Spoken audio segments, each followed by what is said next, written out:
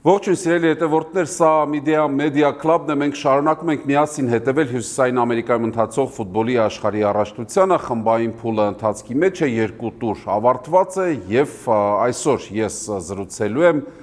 Celsius եւ Mediastor ընկերությունների հիմնադիր Դավիթ Հարությունյանի հետ։ Ողջույն Դավիթ, որպես մեծ ֆուտբոլասեր, ինչպես կգնահատեք մեկնարկը աշխարհի առաջնության արդարացնում է սպասելիքները ձեր թե ոչ։ Արդարացվում է սպասելիքները, այսինքն որ մենք դիտարկում ենք վերջի տարիների աշխարհի առաջնությունները, ու արդեն երևում է, որ թույլ թիմեր չկան,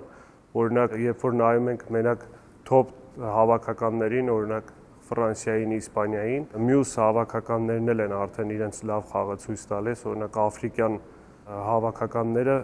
միշտ իրենց տեղը ցույց են տալի, որ պատրաստված են առաջնությանը։ Ինչպես միշտ ֆիզիկապես շատ ամուր են աֆրիկյան հավաքականները։ Ոնց որ իրենց առաջնությունը միշտ լինի, դրանց սպասեն։ Տանտերերի մասով կազմակերպիչ 3 հավաքականներն էլ առայժմ շատ լավ են խաղում։ Հա, շատ լավ են խաղում Մեքսիկան, ԱՄՆ-ն, Կանադան նույնպես, եւ սպասելիքը մի քիչ ավելի դաժե արդարացրեցինք։ 7 հավաքական արդեն ապահովել է իր տեղը play-off-ում եւ այդ 7 հավաքականից միայն 3-ն է ներկայացնում Եվրոպան՝ Գերմանիան, Ֆրանսիան եւ Նորվեգիան։ Մենք առանձին հավաքականների մասին դեռ կխոսենք, այս հավասարությունը նաև այս առումով է զգացվում, որ եվրոպական ուժեղ հավաքականների հետ հավասար կարողանում են մրցել Հյուսիսային Ամերիկայի 2 հավաքական Մեքսիկան եւ Ամերիկայի Միացյալ Նահանգները ապահովել են իրենց տեղը։ Նրանց ըստ ձեզ օգնում է ավելի շատ այն, որ երկրպագուները շատ են, աջակցում են, թե խաղամակարդակը իրոք այդքան բարձրացել է։ Որոշակի չափով օգնում է, բնականաբար դաշտի տերերն են, տանտերերն են համարվում, բայց խաղամակարդակը արդեն կարելի ասել բարձրացել է, որովհետև իրանց հավաքականի ֆուտբոլիստներն էլ արդեն խաղում են top ակումբներում, այսինքն սպորտը, ֆուտբոլը արդեն զարգանում է։ Երբ որ նայում ենք բոլոր հավաքականներին, բոլորի մոտ դպրոցները ֆուտբոլային արդեն զարգանում են։ Դրա հաշվին բոլոր հավաքականները արդեն ավելի լավ խաղ են ցույց տալի, քան ժամանակին, ասենք 20 տարի առաջ։ Շատ լավ համեմատություն էր, ես հիշում եմ 1994 թվականին եւս Միացյալ Նահանգներում էր առաջնությունը, այն ժամանակ էլ ամերիկացիները վատ հանդես չեկան, play-off դուրս եկան, Բրազիլիային ապագա չեմպիոնին պարտվեցին, բայց այն ժամանակ դեռ կար տպավորությունը, որ սիրողական մակարդակի այնտեղ ֆուտբոլը։ Հիմա ամբողջությամբ այլ պատկեր է, Միացյալ Նահանգների հավաքականը իրոք ուժեղ է խաղում եւ շատ ուժեղ մարզիչ ունի Մաուրիսիո Պոչետին։ Չի կարելի իհարկե խմբային փուլում մեկնարկում չառանձնացնել top ֆուտբոլիստների ռմբարկոական հատկանիշները, միանգամից սկսեցին շատ գոլեր խփել եւ ոսկե խաղակոշիկի համար պայքարը շատ թեժ է հենց սկզբից։ Ու այս շարքում հետաքրքիր է, որ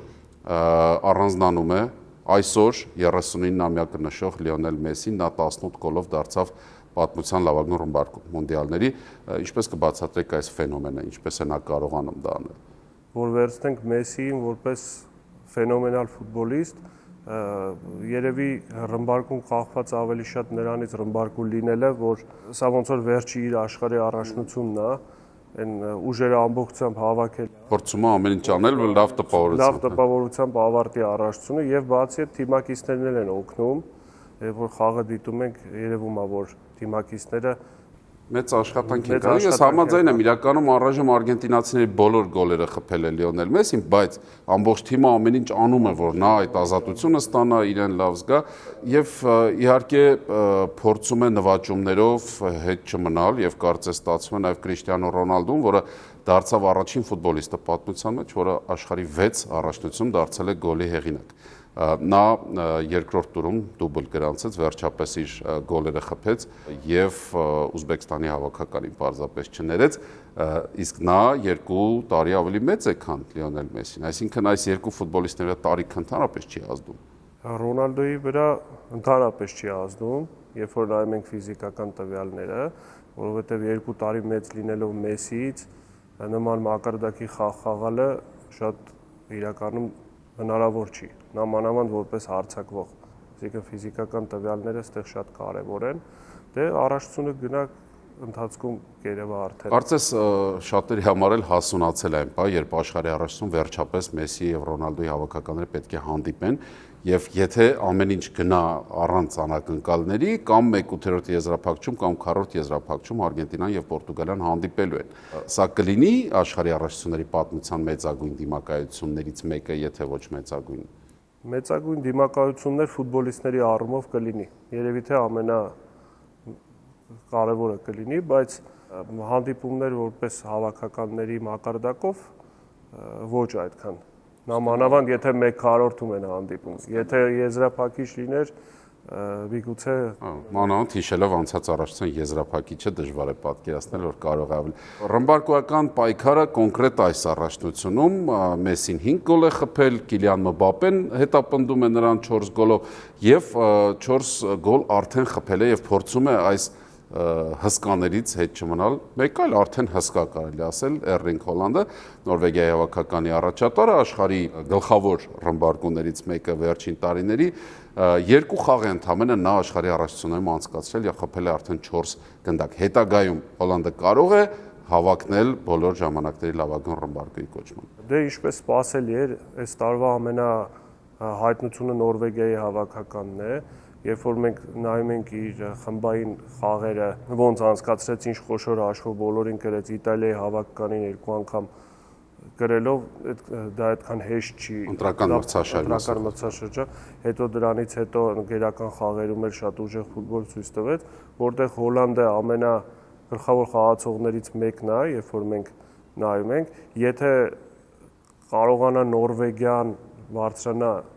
1/4, 1/2, իսկ թվում է հնարավոր է Հոլանդը շրջանցի մյուսներին։ Ամենայն դեպս հաշվի առնելով տեմպը, որը նա հաղորդել է,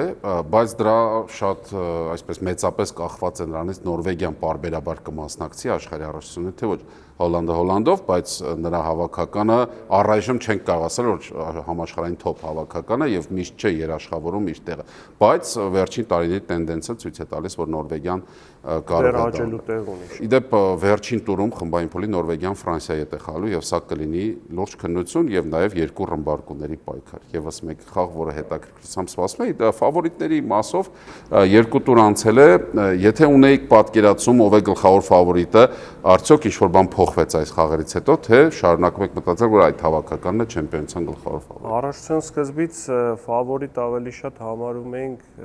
Ֆրանսիային, Իսպանիային, Արգենտինային եւ ոնց որ թե նորից Ֆրանսիան մնում է որպես ամենաուժեղ հավաքական, Իսպանիան զարմանալի է, բայց այդ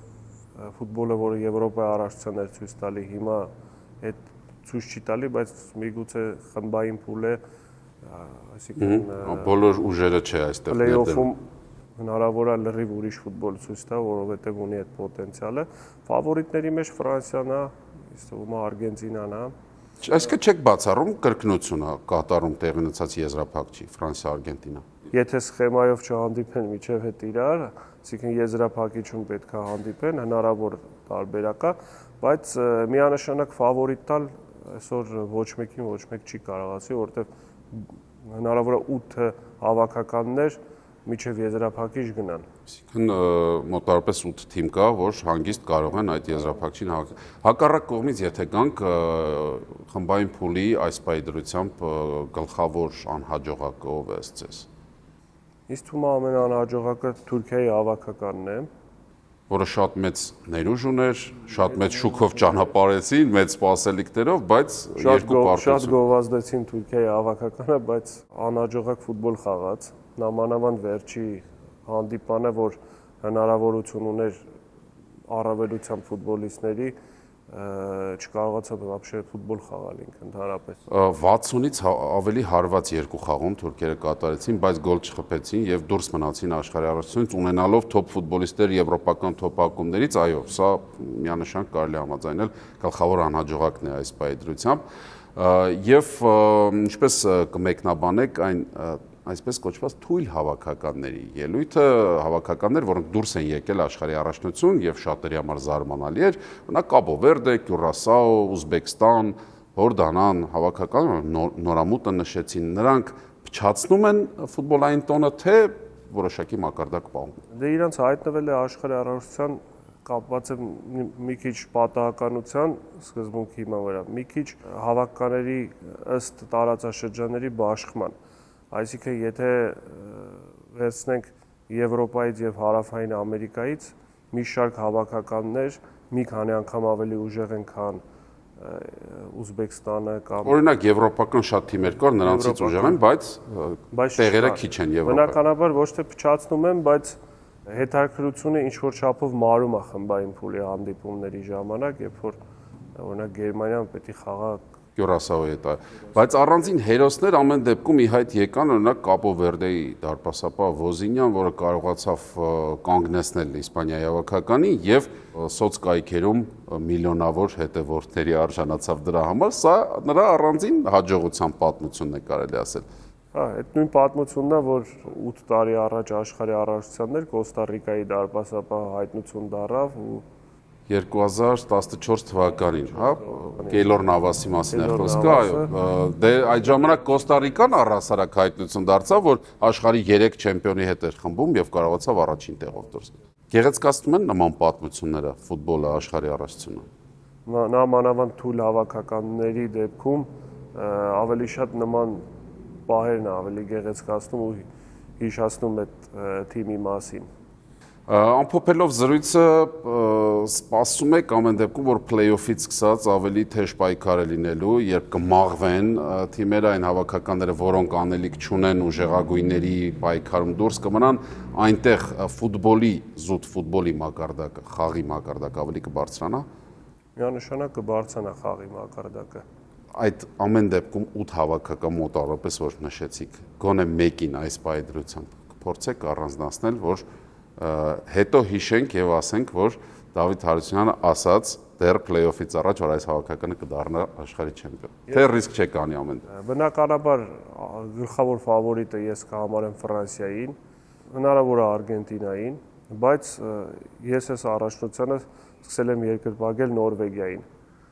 Այսինքն մեծ սպասելիքներ կա Նորվեգիայի, որը որ հնարավոր է մինչև 1/2 բայց չեմպիոնության դեռ ոչ։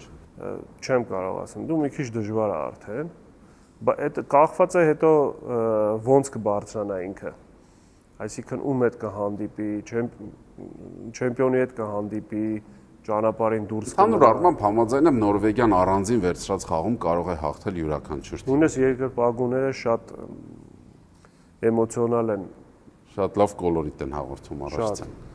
Սա քաղաքներով, ստադիոններով որ նայում ենք, տրամադրված է այդ հավաքական այս առաջնությանը ամենաշատը երևի։ Շնորհակալ եմ շատ, մեզ մաղթում եմ ավելի հետաքրքիր, ավելի բուռն շարունակություն աշխարհի առողջության, միասին շարունակենք հետևել եւ տեսնենք մեր սպասելիքները որքանով կշարունակեն արդարացնել։ Շնորհակալություն։ Media Club-ն էր եթերում, սիրելի հետևորդներ, շարունակեք մեզ հետևել, բաժանորդագրվեք մեր բոլոր էջերին եւ դիտեք աշխարհի առողջությունը, վայելեք այն, որովհետեւ սա գլխավոր ֆուտբոլային տոնն է։ Իսկ մենք կհանդիպենք առայժմ։